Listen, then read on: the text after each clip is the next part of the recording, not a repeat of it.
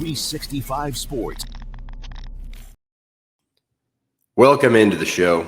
Happy Friday, man. It feels good to get to Friday. It's 365 Sports Mizzou with Rogue Media. We've been talking a lot of football over the last few months and weeks and everything. Today, we're not going to talk any football at all. We're going to talk basketball, Missouri basketball. The Tigers are coming off their first loss of the year to Notre Dame, at Notre Dame. This was a frustrating loss. I talked a little bit about it on Thursday. On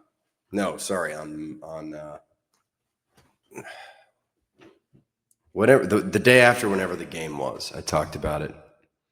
And certainly a winnable game for Missouri.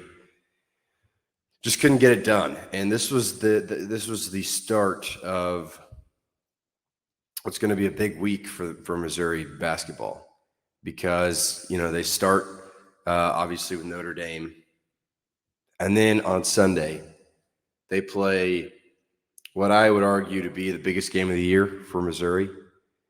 They play Kansas at a neutral site in Kansas City. Kansas, the number 21 team in the country. This is, the football rivalry between Missouri and Kansas is great. And there have been some obviously great moments in that, like the 2008 game or 2007 at Arrowhead. Everybody knows about that game. This year's game was a good game on the football field. A dramatic comeback by the Tigers. So there is history, plenty of history on the football field. But to me, this is a much bigger rivalry in basketball, because there was a time, years ago, decades ago, that both these programs were great programs, in the Big 8, later the Big 12. Missouri has kind of, over the last 10 or 15 years, or 20 years really, has fallen off a little bit, just in terms of the level of program that they are. Kind of scattered tournament appearances. But they're improving now. Like, you look at it, obviously they were really good in like 2010, 2008 to 2012. They were great then, great in the early 2000s. But there's stretches in the middle where they just don't make a lot happen. And you look at like the 80s, they made the tournament 1, 2, 3, 4, 5, 6, 7, 8 years in the 1980s. Like, this is those were the Norm Stewart days. So that was kind of the heyday of this rivalry, the 80s. And then, of course, early 2000s into the early 2010s. The rivalry went away for years. It was played. It wasn't played, after Missouri left the Big 12. It wasn't played until 2021, which was my freshman year at Missouri. And I remember watching that game in my dorm. My roommate had gone back home to Dallas because it was right there at the end of the semester. And I had to stay for one more exam, and I was watching in the room alone, super excited about it. And then it was just a horrible game. Kansas took it to Missouri pretty good. Of course, the year after that was the same thing. My sophomore year, Missouri also lost. The year after that was the same thing. Missouri lost again. And then finally, my senior year, probably the best college basketball game I've ever been to, the most fun I've ever had, at a game at Mizzou Arena.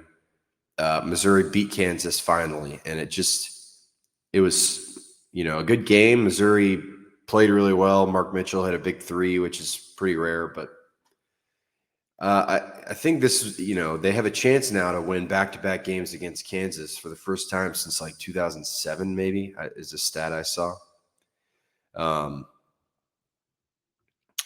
So a big opportunity here. Coming off a loss adds probably a little bit of extra. You only have so many chances to secure some important non-conference losses. In a neutral site game, those are important. You have Illinois in a couple weeks. That's also important. But this is the game of the year for you. And I think it should be pretty competitive. I don't know what the let me see. I don't know what Vegas thinks. It looks like it's Kansas -2.5 maybe, which I think is probably pretty generous in Missouri's favor, I would say. But I think it can be a good game right there in Kansas City. Right in the middle of both campuses. Should be a lot of fun. When you look at Kansas, they are 6-3 this year. I've watched a couple of their games. Their schedule has been loaded. It's kind of the exact opposite of Missouri's schedule thus far. Where Missouri hasn't played anyone really outside of Notre Dame now, and Minnesota was an important game, but outside of that, they've played some terrible teams. Kansas, listen to the teams they've played: North Carolina, Duke, Notre Dame, Syracuse, Tennessee, UConn. Those are the best teams they've played. 3 of those are blue bloods. North Carolina, Duke, UConn for sure. Syracuse is, a good program. Tennessee is a great program right now. Notre Dame, this was at a like an in-season tournament, so it was a neutral game, but they beat Notre Dame by 10. Missouri lost by 5, so that's kind of the only head-to-head you have to look at. But man, they've had a really difficult schedule. They lost to North Carolina. They lost to Duke. They lost to UConn, but they beat Tennessee, Syracuse, Notre Dame. And I think they're a good team. They've got some really good individual talent that we'll talk about in a second. But the big thing that people are going to want to know, if you follow basketball recruiting or really college basketball and are in touch with the freshmen, you know that Darren Peterson, Kansas's true freshman, is kind of at the top of everyone's mind right now. He came in as the number 1 player in the country. Just a huge recruit, a surefire lottery guy next year. And he played 2 games. He played the first 2 games for for Kansas against Green Bay in North Carolina. Against Green Bay, he scored 21 points, had 4 rebounds, 3 assists, 2 steals, 1 block, shot 63% from the field. The next game against North Carolina, he had 22 points on 57% shooting, 3 rebounds, 3 assists, 2 steals, 1 block. And since then, he has been absent, totally missing. And the situation, it's one thing where you just get hurt and you're out for a little bit, but the situation with him is pretty strange, and nobody, I think, totally understands what's happening. Like at first it was Bill Self was calling it cramping, and then he called it a stomach bug. And then he said after that, it was hamstring tightness. And that lingered. That was back in, early November when he started to call it, or kind of middle November, when he started to call it a hamstring injury. And so that's kind of lingered. He missed games against Texas A&M, Corpus Christi, against Princeton. Bill Self continued to call it a hamstring strain. No real timeline for a return. But where it gets weird for me, he misses 7 games. And before the UConn game, he says, he isn't 100% yet. He's very close, but he's not 100%. After the UConn game, they lose that game. He says he's at 90 to 95%, which is, I understand if you're trying to be careful with your player and not play him until he's 100%, but 95%, in a big game against UConn, it's very strange. So I don't think anyone really knows exactly when he's going to get back. There's rumors that there's other things at play. I don't know how reliable those are. Like, I don't know. Off the court, there's like, maybe an NIL thing. I don't know. I don't want to report that because I don't know. But it's an interesting situation because Peterson's not going to get penalized for not playing. He's still going to be a top pick in the NBA draft. So it just, if he is hurt, I guess it makes sense holding him out. And, I don't know. But he was 95% for the UConn game, which makes me think if he improved at all, there's a good chance he suits up for Missouri if, in fact, there is this injury, this lingering hamstring injury. I don't know if he's 95% again. I don't know how you don't send him out there against Missouri. It's a big game for both teams. But it's weird. It's been a weird thing. I saw this whole timeline on Reddit. Some Kansas fan who's concerned about it did this big timeline and talked about what's going on. And it seems like not a lot of people know exactly what's going on or how long he'll be out. So that's something to look for. That totally changes this game. If he plays, I imagine that's probably why the spread is only 2.5 in favor of Kansas. If he plays, though, it's a whole different story. He's a true difference maker. But even if he doesn't play, Kansas is still very talented. They have Flory Badunga, who played a little bit against Missouri last year. Didn't do a ton. I think he entered the portal and then ended up deciding to return. But he's having a fantastic year. Last year, he averaged just 6 points a game, 5 rebounds. This year, he's up to 15 points a game, 8 rebounds, 2.5 blocks a game. He is almost a 7-footer from the Congo. He's the best player on the court right now, and Peterson is not out there. Badunga is the guy for them, and he is going to be a difficult matchup for whoever they put on him, which will be Sean Phillips. Sean Phillips is going to get that matchup. And, we saw last year Josh Gray did a nice job with Hunter Dickinson in this game at Mizzou Arena. But Badunga is a different player, and he's going to be the guy that can hurt Missouri. They got to rebound. He's a great rebounder. Missouri's got to be able to take him off the glass a little bit. We'll see about that. And, but some other guys here, that Kansas has, just getting familiar here with this Kansas team. They have Trey White, a 6'7" kind of forward guard type from Dallas, actually. He was born in Dallas. This is crazy. He's on his 4th team in 4 years. He went to USC as a freshman, averaged 9 points a game, transferred to Louisville, averaged 12 points a game, transferred to Illinois, averaged 10 points a game. Now he's at Kansas, starting for them, averaging 13 points per game, shooting 40% from 3, 53% from the field. A pretty good rebounder. Kansas is a good rebounding team. So they've got him. You should know about him. Melvin Council Jr., another guy that starts for them right now from St. Bonaventure, transferred from the Bonnies. He's averaging 11 points a game, 5 assists, 3.5 rebounds. Not shooting super efficiently, but is their assist. He's their guy who he's their leader in assists. He's their guard. So those are some of the guys. Bryson Tiller, another guy who's been playing a lot in the absence of Peterson, another freshman. Is he I actually don't know.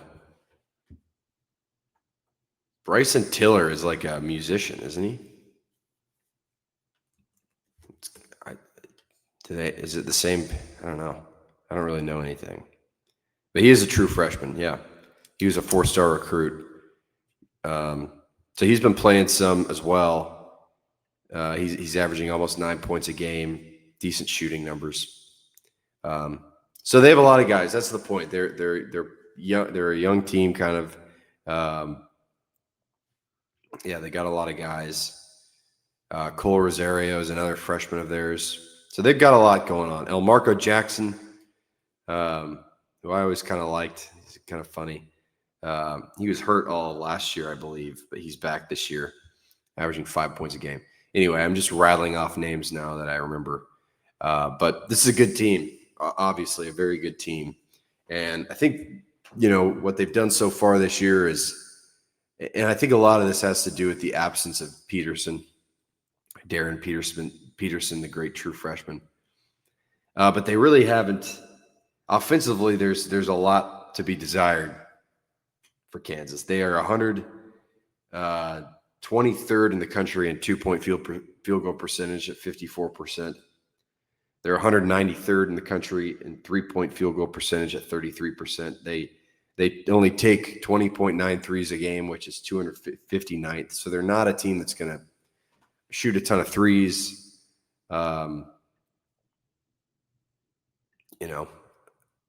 Which is probably good.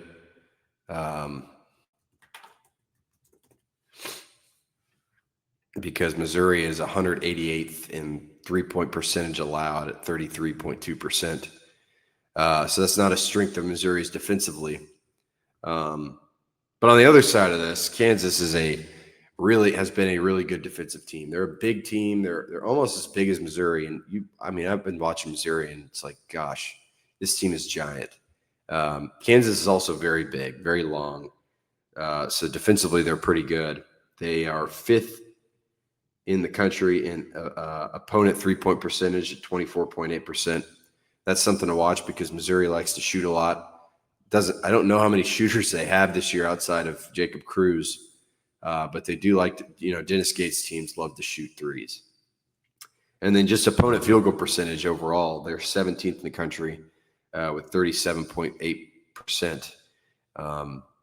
So, yeah, Kansas defense has been good, very good. And Missouri's offense, especially while now they're missing Jaden Stone, the transfer guard, there's a lot of room for improvement offensively for Missouri. You're getting a lot from Mark Mitchell inside. You're getting a lot from Jacob Cruz outside, but you're not getting a ton from anywhere else. And I think, Anthony Robinson had a great game against Kansas last year. I imagine that's going to be he's going to have to be more aggressive in terms of scoring. Javon Porter, I don't know if you can start. I guess you have to start him, but he just doesn't give me a lot right now. I think guys like Boateng and T.O. Barrett are going to have to take some steps here.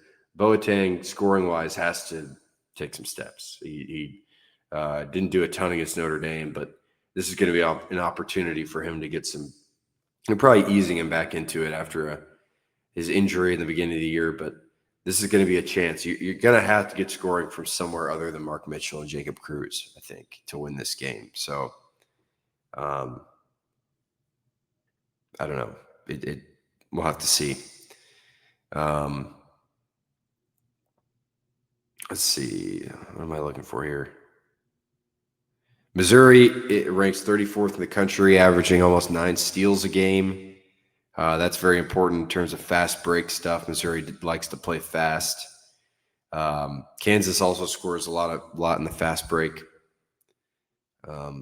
Just something to look for. It's going to be a fast game, I think. Against UConn, they only scored 56 points. UConn obviously is a really good team. Sounds pretty stupid to say that, but that's a great team.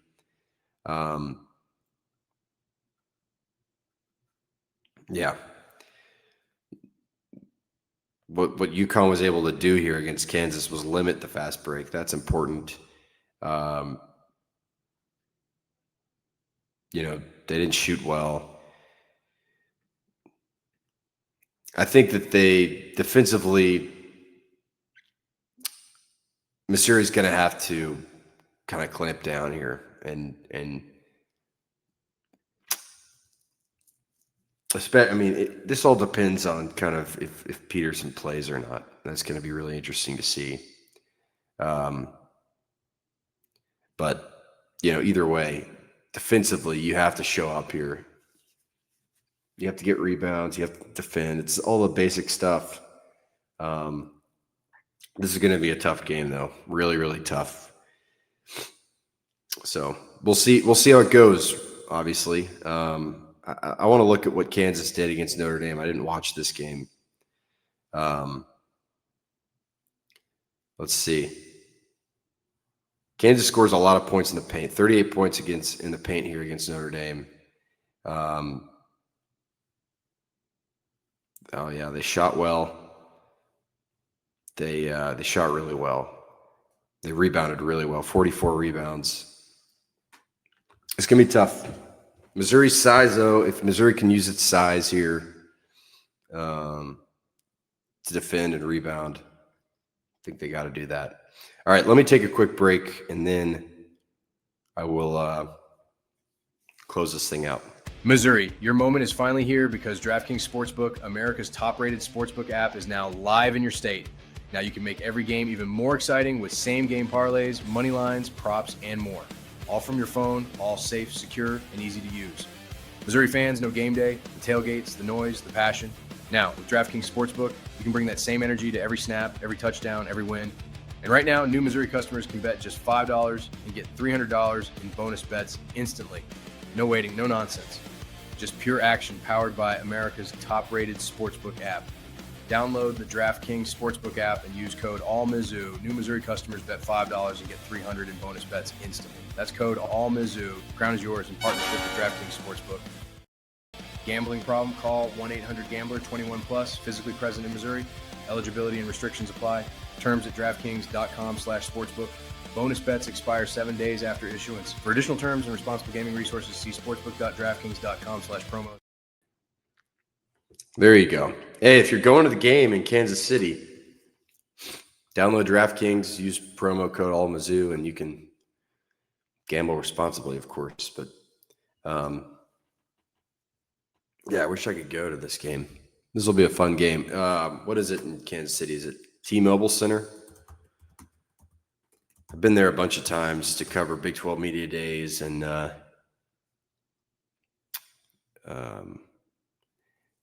went to, what else did I do there? I went to a concert there. I think I went to 2 concerts there, maybe. I don't know. It's hard to remember. Big 12 Media Day, though, for basketball is something I definitely covered there. And I like T-Mobile Center. I wish I could go to this game. It's going to be great. I assume that's where they're playing it. I actually don't know that for sure. I didn't check. This is going to be awesome, though. This is so much fun. This rivalry is so much fun every year. We saw it in football. We saw it in basketball last year. It's just great. These old rivalries, these old Big 6, like Big 8 rivalries, it's awesome. It's awesome. And if, I think fans are probably frustrated about the Notre Dame game because Missouri had control of that game and defensively had some lapses late that cost them. But hey, if you win this game, everybody forgets about Notre Dame. And it's immediately a signature win. It's a rivalry win. It's 2 straight wins against Kansas for the first time in over 10 years, which would be a big deal. So I'm excited to see it. I don't know the status of Trent Pierce and Trent Burns. Burns didn't really play against Notre Dame, I don't think. It would be great if this team could get healthy. Jaden Stone is a huge, huge piece of this offense that you're missing now, which means someone else got to step up, and we'll see if that can happen. Hopefully Cruz stays hot, gives you some 3-point shooting. Yeah, it's going to be Missouri's going to have to score the ball. We'll see how they do that, where that comes from. I'm excited to see. I think Anthony Robinson's going to have a good game. That's my guess. He had a good game against Kansas last year. He's still really good defensively, but offensively, just seeing him take a step here would be nice. So, all right, that's all I have. Come back on Monday. I'll talk about this game.